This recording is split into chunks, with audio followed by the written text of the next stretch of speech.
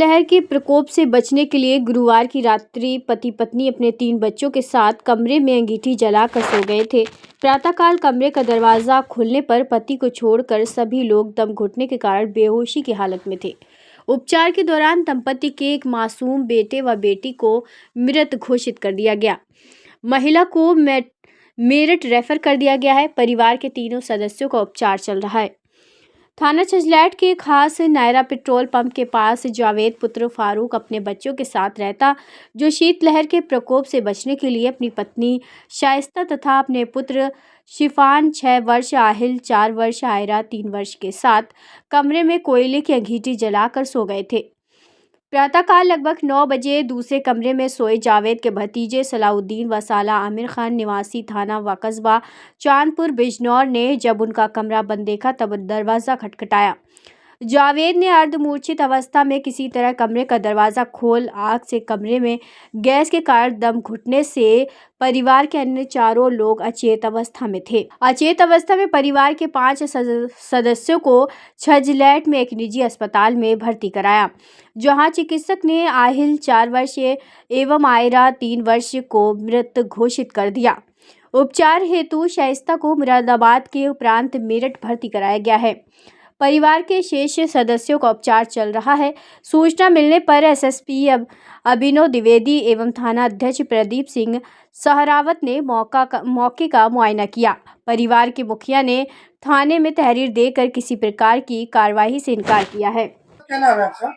मैं डॉक्टर परवेज मलिक, अनिका अस्पताल से, छजलेट से। छजलेट में क्या घटना हुई? छजलेट में आज बहुत ही दुखद घटना हुई। एक परिवार के 5 लोग एक ही कमरे में अंगीठी जला के सोए हुए थे।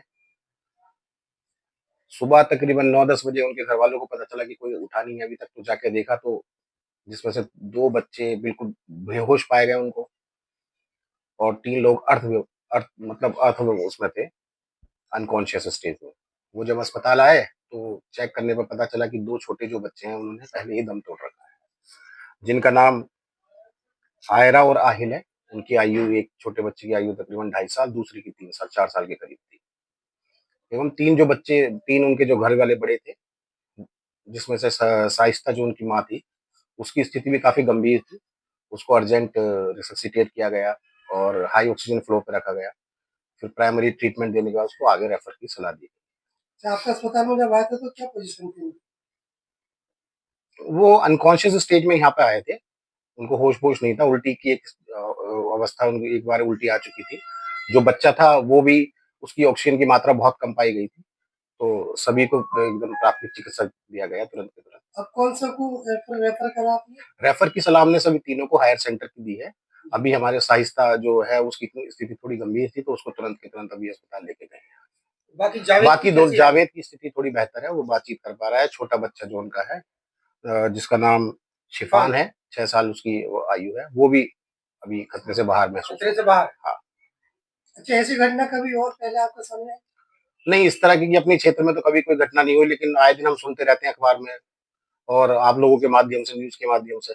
मैं सभी लोगों से कहना चाहूँगा, ये सर्दियों का समय है, इसमें इस तरीके की कोई ना रखें कि घर में कोयला जला के बंद कमरे में बैठें, बल्कि आग से दूर रहें।